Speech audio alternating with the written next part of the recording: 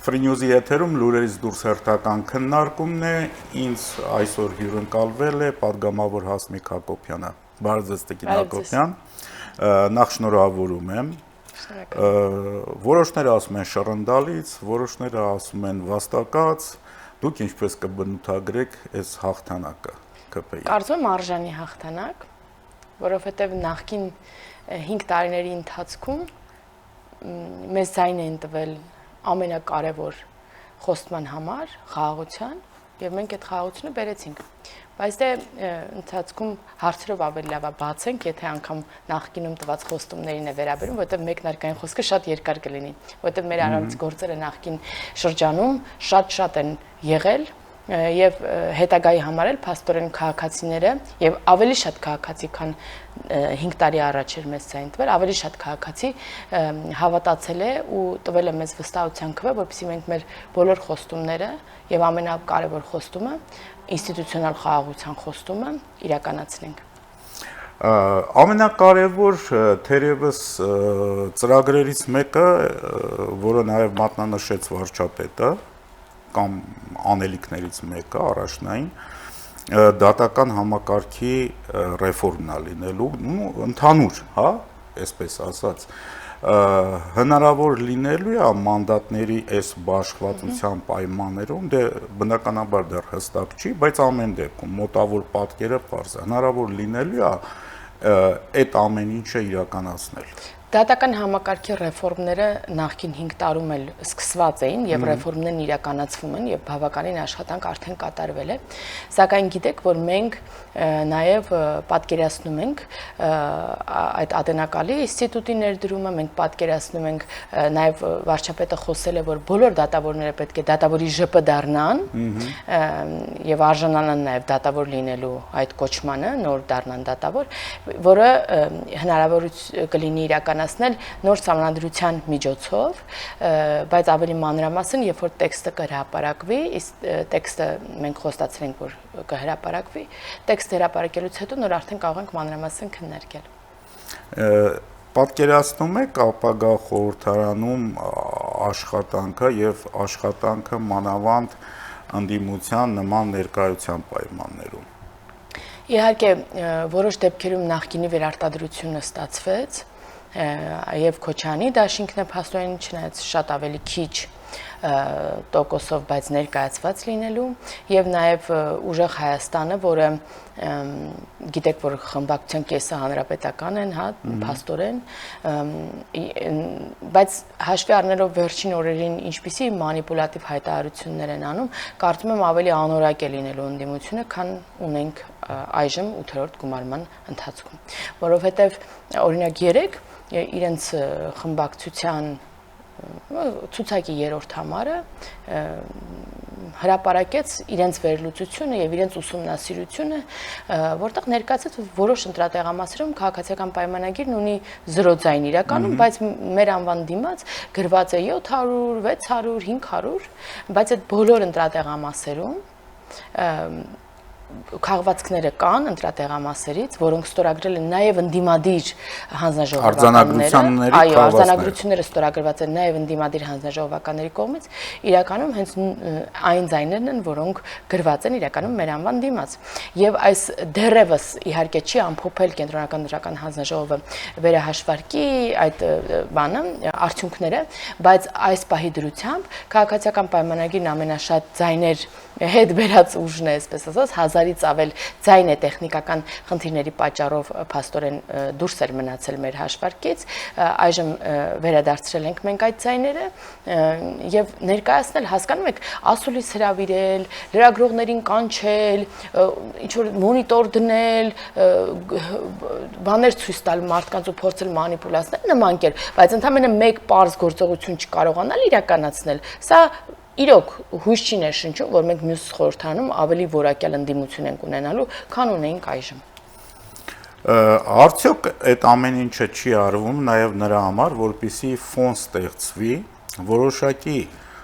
Հայաստանից դուրս, այսպես ասած, ազդեցության կենտրոնների համար, որպեսզի նրանք նշավակեն, հա, բան անեն այս ընտրությունները, ասեն այդքան էլ լավ չէր, հա, երեք Զախարովան արդեն ելույթ ունեցավ, հոխորտաց։ Եվ օգտագործում են հենց այդ ինֆորմացիաները։ Ընտրակեղծարարության մասին իշխանության կողմից նրանք չեն խոսել, երբ որ քվեարկությունն ավարտվել էր։ Նույն Սամվել Կարապետյանն ու Նարեկ Կարապետյանը հիշում են, որ 20:01 րոպե, այսինքն ընտրատեղամասերը փակվելուց հետո, երբ որ ամեն ինչ ավարտվել էր, հայտարարեցին, որ վերջ ակտիվ մասնակցությունը նշանակում է ընդդիմության հաղթանակ եւ հայտարարեցին, որ ընդհանրապես պետք է հանձնաժողովականներն ուշադիր լինեն, որ տեղում իրենց զայները հաշվարկվի։ Հիմա, այսինքն ընտրակեղծարարության մասին, որի մասին իրենք հիմա են խոսում, նրանք չեն հայտարարել, երբ որ ընտրատեղամասերը փակվել էր։ Իսկ եթե նրանք ասում են, որ օրինակ այդպես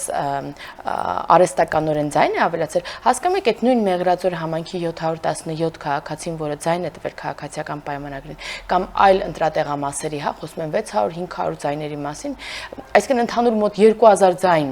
եթե նրանք այդ 3 ընտրատեղամասերից հայտարարում են, որ արհեստական են մեզ ավելացել, այդ 2000 քաղաքացին գոյություն ունեն։ Գնացել են քվեարկել են։ Իրենց ընտանիքները, իրենց շրջապատերում չէ, որ ասում են, բայ Մեղրաձորում ասում են 0 ձայն, ես ձայն եմ տվել։ Այդ մարդը իր շրջապատում դառնում է այսպես ցանցային կերպով, տարածվում է այդ խոսակցությունը ու բացարձակ 0 է դառնում այս ուժերի հանդեպ վստահությունը։ Չէ՞ որ ես չեմ պատկերացնում, որ այդ 717 հոգին էլ այսպես ֆանատիկ գնացել են ու ընտրել են քաղաքացիական պայմանագիր։ Ես պատկերացնում, որ որոշներն եկել են տեղում են կողմնորոշվել, որոշները կասկածել են, բայց ընտրել են քաղաքացիական պայմանագիր։ Որոշները դեմ են եղել ուղղակի։ Դեմ լինելով դժվար, հա, բայց հիմա այն մարդիկ, որոնք կասկածելով են ընտրել քաղաքացիական պայմանագիր, այդքան էլ վստահ չեն եղել, բայց ընտրել են, այսպես ծանրակ ասել են լավ, էս ոնց որ ավելի ծանրակշիռ քաղաքացիական պայմանագրի ասածը քան ընդդիմության։ Հիմա այդ մարդիկ դարձան 100%-անոց մեր աջակիցը եւ 0% վստահություն եղավ այդ ուժերի հանդեպ, որտեղ նրանք ակնհայտ սուտ են խոսում լրատվամիջոցների առաջ կանգնած։ Եվ իսկ լարվածության մասին, նրանց այդ ֆոն ստեղծել եւ հետո ինչ որ բան գեներացնելու մասին, ես մտածում եմ, որ մենք գերագնահատում ենք նրանց հնարավորությունները։ Մարդիկ 100,000-ավոր հնարավորությունները հնարավոր 100,000-ավոր մարդիկ ես պատկերացնում եւ տեսնում ենք նաեւ հակակոռուպցիոնի քննչական կոմիտեի, ազգային անվտանգության ծառայության հայտարարություններից եւ այդ օրինական կերպով արված զայնագրությունների հրապարակումից հետո ես պատկերացնում եմ, որ սա շատ մեծամասշտաբ է եղել ընտրակաշառքի բաժանումը, շատ մեծամասշտաբ։ Այսինքն մենք մի քանի տասնյակ նրանց շտաբների մասին հաղորդագրություններով տեսել ենք, որ ընտրակաշառք են բաժանել։ Ես չեմ պատկերացնում, որ այն մյուս տասնյակներում չեն բաժանել։ Ուղղակի դեռևս բացահայտված չէ։ Այսինքն այդ համատարած այդ 100,000-ավոր դրամների ընտրակաշառքը ամեն ձայնի համար եղել է շատ մասշտաբային, բայց մարդիկ չեն քվեարկել նրանց համար այդ աստիճան։ Իհարկե որոշները քվեարկել են ու գնացել են։ Երեք մենք կադրեր տեսանք, թե ինչպես է Լարսով եւ այլ անցման կետերով մարդիկ հերթի տակ գնում Հայաստանից։ Այսինքն մարդիկ ուղղակի եկել են իրենց ներկայությունը ապահովեն գնան։ Նրանց համար ոչ ոք փողոց դուրս չի գալու։ Հասկանում եք, եւ բացի այդ փողոց մշտապես տեսեք հեղափոխությունից առաջ ինչ է կատարվել։ Մարտի 1-ը հիշեք, տարբեր իրադարձություններ հիշեք, երբ որ ընտրությունների արդյունքների այդ նախնական արդյունքների հրապարակումից հետո մարդիկ ուղղակի ողողել են փողոցները եւ իրենց բողոքի ձայնն են արտահայտել։ Հիմա դուք տեսնում եք բողոքի ձայն։ Ես օրինակ չեմ հանդիպել այդ բողոքի ձայնին։ Ես փողոցով քայլում եմ իմ գործընկերները եւ մեզ մոտենում եւ շնորհավորում են, ասում են մենք հաղթեցինք մարդիկ։ Իրար շնորհավորում են մարդիկ, երկու մարդ իրար շնորհավորում են, ոչ քաղաքական դեմքեր, որովհետև մարդկանց հաղթանակն էր սա։ Եվ ինչ որ մի բան արհեստական գեներացնել չի ստացվի։ Մենք նախկին ընտրություններից հետո էլ տեսանք Հայաստան դաշինքը, պատիվ ունեմը, այդպես փողոց էին, չէ, փորձում գեներացնել, բայց նրանք արդյունքում մնում էին մենակ եւ փողոցներում մնում էր միայն նրանց դրած վրանները։ Մարդիկ չունեին այդ բողոքը։ Դրա համար չէր ստացվում ոչ մի բան։ Այդուհանդերձ ռուսական օպերացիան աշխատեց, դա ակնհայտ է, այսինքն այն, որ ասում էին 100,000-ավոր մեր հայրենակիցներ գալու են, չգիտեմ ինչքան են եկել, դա երևի թե պատմությունը ժամանակին ցույց կտա, բայց ամեն դեպքում փաստ է, որ եկել էին եւ ոնց էին քվեարկել, ինչ էին արել, դա էլ ապագայի բանն է։ Ապագայում ինչ պետք է անել, որպիսի խորհրդարանական լծակներով, օրենքի լծակներով, հնարավորություններով այլևս նման բան չկրկնվի։ Նախ հիմա լայն հասարակական պահանջ կա, որպիսի կամ ցենզ լինի նստակեցության ընտրողի համար, որ չկարողանա ինչ-որ մեկը դրսից գա, որոշի այստեղ ապրող հայության ճակատագիրը Եվ դրա մասին հայտարարի։ Եվ գնա իր երեխաներն էլ տանի, որպեսզի իր քվեարկության արդյունքները այստեղ հանկարծ իրենք չկրեն, հա? Եվ շատ լայն է այս պահանջը։ Ես ամեն օր տասնյակ հարյուրավոր նամակներ եմ ստանում։ Փողոցում ես տեսնում են այդ պահանջը դնում են, որ ինչի պետք է նրանք կարողանան ընտրել։ Դա օրենքով է սահմանված, իսկ քաղաքացին կարող է ընտրել։ Եվ կարծում եմ նաև սա պետք է ուղղել եւ որոշակի նստակեցության ցենզ կլինի, թե քաղաքացիության հետ կապված հարց կլինի, պետք է օրենքով կարգավորումն այնպես դնել, որ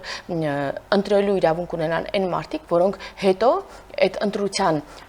արդյունքները իրենց վրա պետք է զգան։ Ոչ թե թողեն գնան, ինչ որ այլ երկրում ապրեն, աշխատեն, հարկեր մուծեն, ծառայեն կամ չծառայեն, իսկ այստեղ ապրող մարդիկ կրեն իրենց ընտրության արդյունքները եւ ազդեցությունը։ Սա նախ եւ առաջ։ Երկրորդը պետք է կոտրվի այս կաշառքի սխեման։ Այսինքն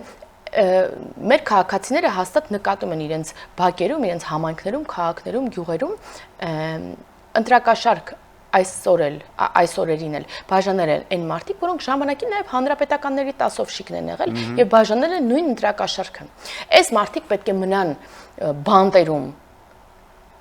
այնքան, որ մյուս ընտրություններին էլ չկարողանան նույն սխեման աշխատացնել։ Չէ՞ որ ընտրակաշառքի համար այդպես 5, 7, 8, հա, տարիների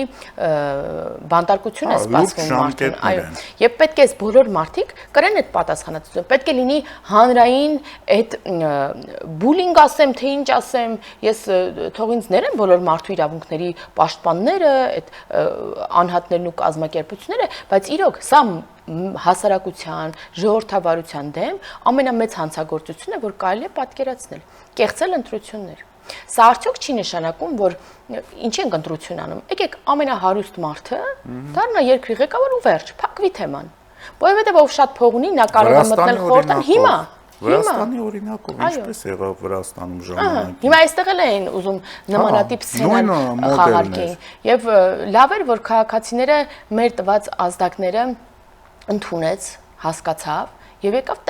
տեր կանգնեց իր ձայնին, բայց այսօր այդ նույն փողի ուժերը այսօր իշխանության մաս են կազմում, անցել են խորհրդարան, ընդդիմադիր ուժերը եւս իշխանության մաս են կազմում խորհրդարանում։ Նրանք ունեն գաղտնիության թույլտվություն, նրանք Հայաստան են ներկայացնում դրսում, տարբեր կազմակերպություններ եւ դեսպաններ նրանց հետ հանդիպում են ունենում, այսինքն նրանք որոշակի ազդեցություն ունեցող մարդիկ են դառնում։ Դա էլ է վտանգ, այդ եմ ասում, դրա համար պետք է կոտրել։ Դոստուպ ունեցող դա օրենքով սահմանված է, եթե դու падգամավոր ես, դու ունենում ես այդ թույլտվությունը։ Ինչևէ, դրա համար պետք է կոտրվի այդ շղթան, պետք է բոլոր այդ կոռուպցիոներները, թալանչիները, ում գումարը որ բաժանվել է, նրանք եւս պետք է կրեն պատասխանատվություն։ Ու դրա մասին վարչապետն է նաեւ հայտարարել, որ այդ պարագլուխները, այդ նախկին քրեաօլիգարխիկ այդ անհատները պետք է նստեն եւ վերջ։ Պետք է կրեն պատասխանատվություն իրենց նախկինում եւ այս օրերին արած մեղքերի համար։ Ապագան ինչպես եք պատկերացնում, լինելու է, հնարավոր լինելու է աշխատել այդ խմբակցությունների հետ։ Նախկինում էլի խնդրեմ կար, չէ՞, որքան ես հիշում եմ։ Այո, նախկինում էլ մենք մեծ խնդիրների ենք բախվել, մենք պատվիրակությունների կազմով գնացել ենք եւ ընդդիմություն չենք ունեցել, կամ այդ ընդդիմությունն եկել է ու Հայաստանի դեմ է խոսել, ոչ թե իշխանության, Հայաստանի։ Մենք այդ միջպարլամենտական, այդ տարբեր միջազգային կազմակերպությունների շրջանում եղել է հայանպաստ տարբեր բանաձևեր, որին դեմ է քվեարկել մեր ընդդիմությունը, հայանպաստ, հասկացեք, որտեղ գերիների մասին կատողեր, կարևոր բանաձևեր կա, ընդդիմությունը դեմ է քվեարկել եւ նաեւ դեմ է խոսել եւ նաեւ տեղում, օրինակ Եվրախորհրդանում եւ այլ տեղերում դեմի պրոպագանդա է արել։ Սա աղետ է մեզ համար։ Հիմա ներսում եղել են, գիտեք, շատ կարևոր է պարլամենտական համակարգում ընդդիմության դերը։ շատ կարևոր է։ Եվ մենք կուզեինք ունենանք այնպիսի ընդդիմություն, որը մեզ հիմնավոր կհակադարձեր, որը այնպիսի առաջարկներ կաներ, որը հասարակության շահերից է բխում։ Իսկ նրանց բերած նախագծերը ինչի մասին են եղել, կամ պոպուլիստական որոշակի նախագծեր են եղել, որը միտված է նրան, որ մենք մերժենք եւ իրենք խոսալու թեմա ունենան, կամ եղել են, չգիտեմ, տարբեր հայտարարություններ, որը էլի վերջնարդյունքում Հայաստանի դեմ է հետո պատտվելու։ Եվ մենք մեզ ընդդիմություն ենք դարձել այս 5 տարիներին։ Դուք շատ կտեսնեք, որ այս ԿՊԱԿ-ը այնինչ ԿՊԱԿ-ի հետ խնդիրներ ունի, այս միշտ նախարարը այնինչ պատգամավորի, բայց սա նրանից էր, որ մենք այդ ընդդիմության դերը վերցրել ենք եւ գտել ենք այն խնդիրները, օրինակ կառավարությունից եկող նախագծի կամ կառավարությունը մեր ներկայացած նախագծերի, հա, որը պետք է աներ ընդդիմությունը եւ նորմալ դա կդիտվեր։ Սա է խնդիրը։ Ես չեմ կարող ասել ինչ կլինի հետագայում եւ ինչ խորհրդարան կունենանք։ Արդյոք, չգիտեմ, օրինակ Նարեկ Կարապետյանը կգա խորհրդարան։ Ես չգիտեմ։ Արդյոք աշխատավարձ կստանա։ 1 դրամ աշխատավարձ։ 1 դրամ պետք է ստանա, որովհետեւ նրանց վարչապետի տեխնացուն ասում էր, որ իրենք գալու են եւ 1 դրամով են աշխատելու։ Հիմա գալու են եւ 1 դրամով են աշխատելու, հրաժարվելու են, պետք է գրել, հրաժարվել աշխատավարձից կամ հետ վերադարձնել բյուջե։ Հետ վերադարձնել բյուջե աշխատավարձ։ Տեսնենք այդպես կանեն, թե չէ։ Կամ Ռոբերտ Քոչյանը գալու է խորհրդարան։ Ես կարծում եմ կարող է եւ գա, որտեղ նա արդեն բլոգեր է։ Նա արդեն կոտրել է իր այդ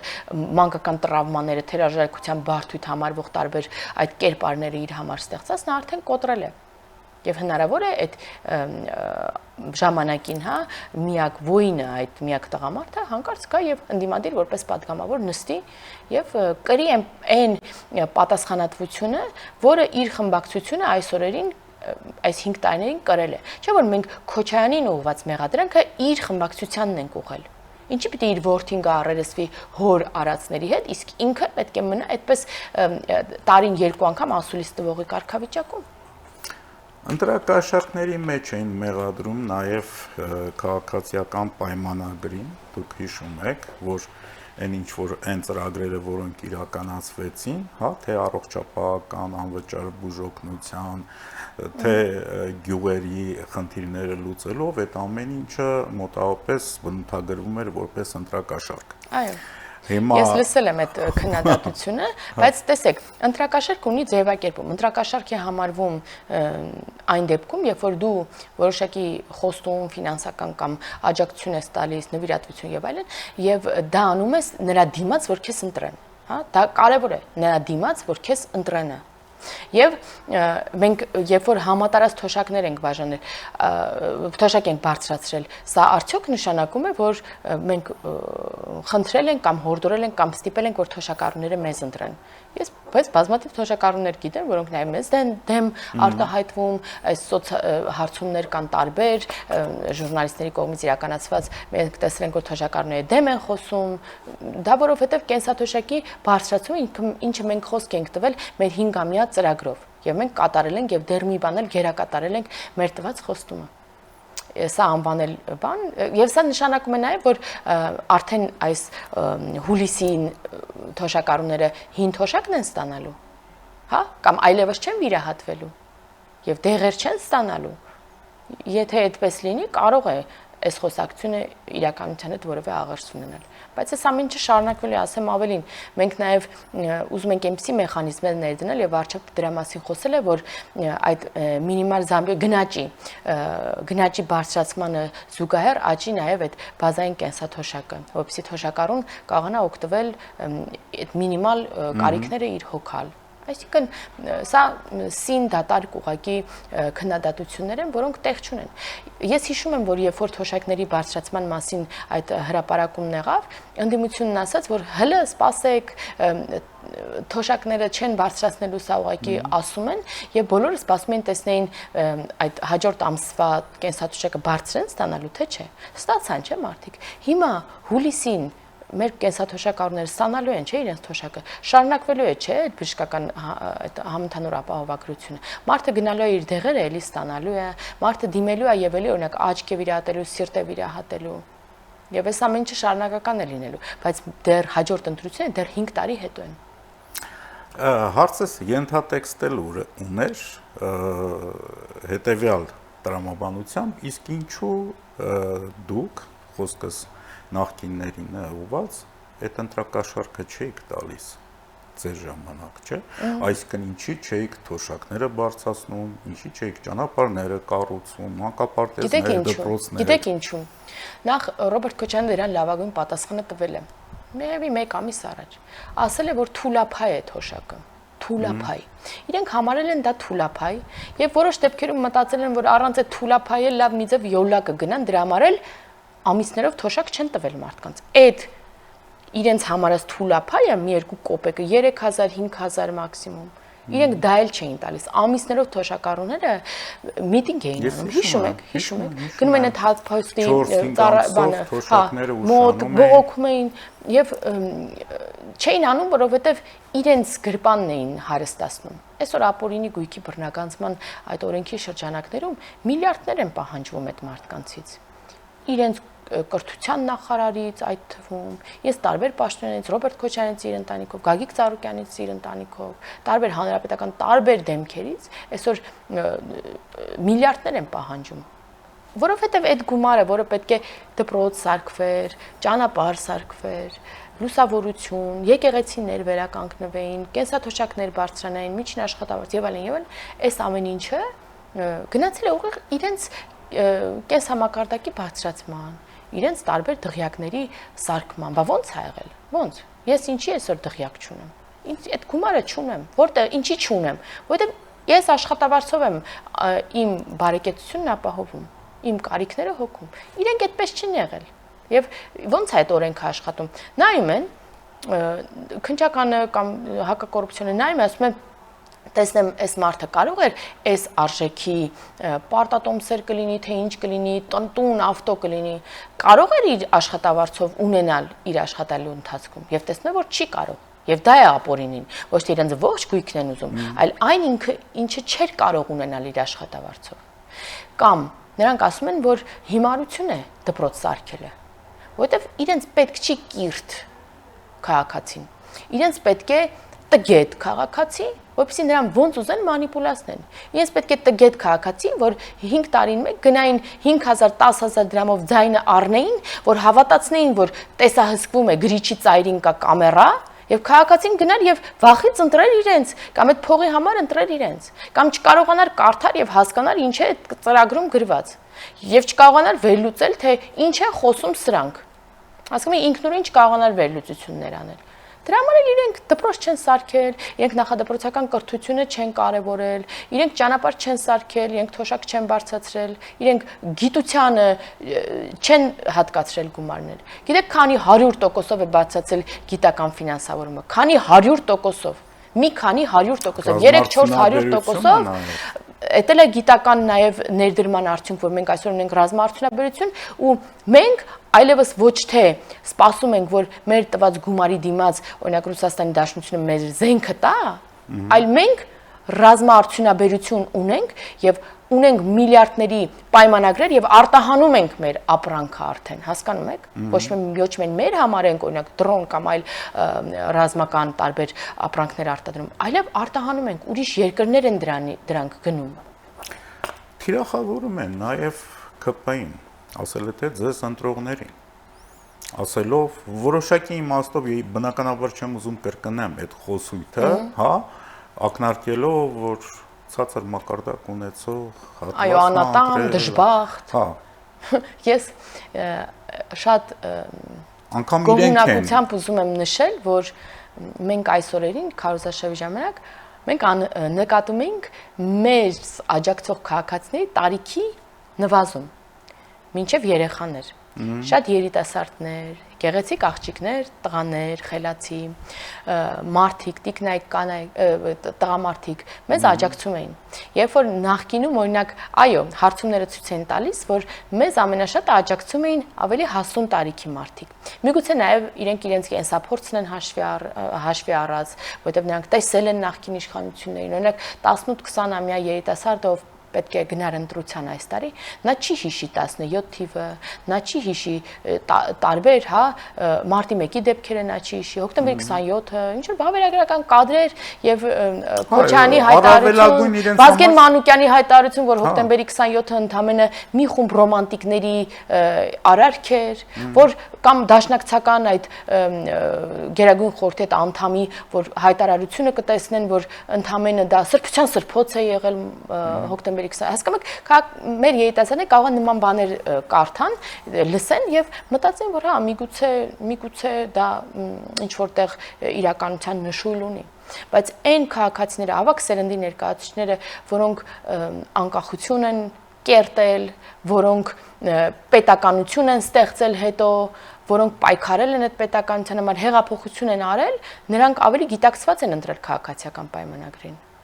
Միգուցե նրանցից շատերը թափած ատամներով են կամ լավ չեն տեսնում, որովհետև նրանց պահած քաղաքացին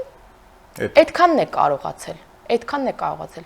Չի ունեցել հնարավորություն դեղեր ստանալու, չի ունեցել հնարավորություն անվճար բուժվելու, ստացել կամ չի էլ ստացել այդ իրենց ասած թուլափայը եւ 3-5,000 դրամով չէր կարող նաեւ ատամների խնամքով զբաղվել եւ բանաներ, սարքեր եւ այլն, բուժեր։ Հետևաբար, բայց մենք այս օրերին մենք տեսանք, որ մեզ շատ երիտասարդներ են աջակցում եւ մեր երիտասարդական կառույցը կուսակցական շատ ակտիվ համալրվում է, շատ խելացի երիտասարդներով եւ դրա համար ես շատ ուրախ եմ։ Լավ կադրային բազա ունենք։ Բայց ես նաև ապավինում եմ մեր ավակ սերնդի աջակցությունը, որովհետև առանց նրանց խոհուն եւ այսպես կենսափորձով հարուստ նրանց առանց խորհուրդների, այդ երիտասարդները հաստատ ճիշտ ճանապարհով չեն գնա եւ մենք ունենք շատ նաեւ կուսակցական ավակ գործընկերներ, որոնց հետ քննարկումները շատ կարեւոր են մեզ համար։ Արտաքին հարաբերությունների հարցը նույնպես կարեւոր է։ Ակնհայտորեն դրսևորվեց գոնե թե մի ազդեցության կենտրոնի բացահայտ փորձը ուղղակի խլելու Հայաստանի անկախությունը։ Ես իմ հաղորդումներում բազմիցս դրան անդրադարձել եմ, չեմ էլ թաքցնում, դա Ռուսաստանի Դաշնությունն է, ընդ որում ակնհայտորեն զգացվում է դիրքորոշումը, սկսած չշնորհավորելուց, վերջացրած իրենց այդ լրատվական պրոպագանդիստների ամենօրյա հաչոցներով։ Ի վերջո կկարգավորվի Ռուսաստանի հետ ձեզ հարաբերությունները։ Ես բացարձակ չեմ մեղադրում Ռուսաստանի Դաշնությանը այն առումով, որ նրանք ցանկացել են ռուսահպատակ ուժեր անցնեն խորհրդարան եւ ցանկացել են, որ իրենց ազդեցությունը լինի երկրում որևէ։ Հիմա մեզ կարող են մեղադրել, որ մենք ուզենք մեր ազդեցությունը որևէ երկրում ունենալ։ Եթե կարողանում են, ունենում են։ Հիմա կարողացել են որոշ դեպքերում եւ որոշակի քանակի վերարտադրվել են Հայաստանում, հա։ Մենք նախորդ խորհրդարանում ունեցել ենք ռուսահպատակ ուժեր, ռուսամետ։ Մենք այս խորհրդարանում ենք ունենալու այդ ուժերը ոչ իշխանության տեսքով, որովհետև քաղաքացիներին կարողացել ենք այդ մեսիջը հասցնել եւ ուղիղ հասցնել, որ Հայաստանում պետք է հայամետ ուժեր լինեն, որոնց համար առաջինը Հայաստանի շահն է։ Ցանկացած խնդրի դեպքում միշտ դուք այդ ընդդիմադիրներից կլսեք առաջի ռեակցիան՝ «Բա Ռուսաստանն ինչ կասի»։ Բա թրիփը որ սենց անենք, եկեք թրիփը տանք ռուսներին, եկեք միջանցք տանք ռուսներին, ապահովենք անխոճնդոտ երթևեք հաշվի առնենք ռուսական շահը։ Առաջինը, մշտապես առաջինը բոլոր դեպքերում նրանք միշտ խոսում են Ռուսաստանի շահի մասին, ոչ թե Հայաստանի։ Հիմա դա լավագույն ցուցիչն է։ Բայց մյուս կողմից, դուք չշնորհավորելու մասին խոսեցիք, ես լսում եմ Ռուսաստանի Դաշնությունից, որ տարբեր ընդդիմությունը տարբեր քննադատություններ է հնչեցնում, որ ընտրությունների արդյունքների հետ կապված եւ նրանք կսպասեն վերջնարդյունքի հրապարակմանը, որպեսզի շնորհավորեն։